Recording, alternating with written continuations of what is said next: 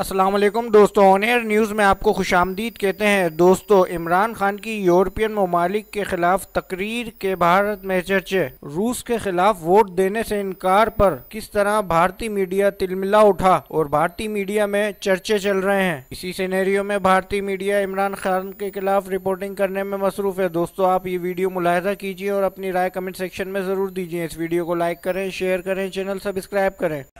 मैं ये European union के एम्बेसडर से पूछता हूं कि क्या आपने हिंदुस्तान को भी ये खत लिखा था? सुना आपने इमरान खान ने क्या कहा?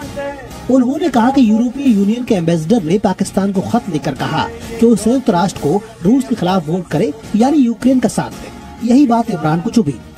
पाकिस्तान के प्रधानमंत्री को लगा कि यूरोपीय यूनियन ने रूस के खिलाफ वोट करने की बात करके उनकी बेइज्जती कर दी।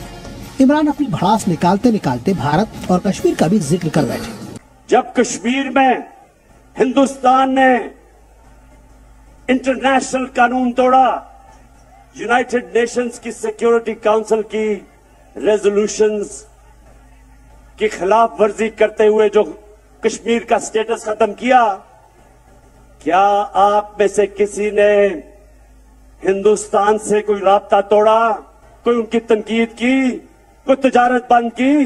क्या हम कोई गुलाम हैं कि जो आप कहेंगे हम कर लें? ये बात तो दुनिया जानती है कि कश्मीर का जिक्र किए बिना पाकिस्तान के प्रधानमंत्री का खाना हजम नहीं होता। लेकिन यूक्रेन वॉर में भी ईयू के ऑर्डर पर बौखलाने वाले इमरान खान इस तरह भारत और कश्मीर का नाम लेंगे, ऐसा पाकिस्तान के लोगों ने भी नहीं सोचा होगा।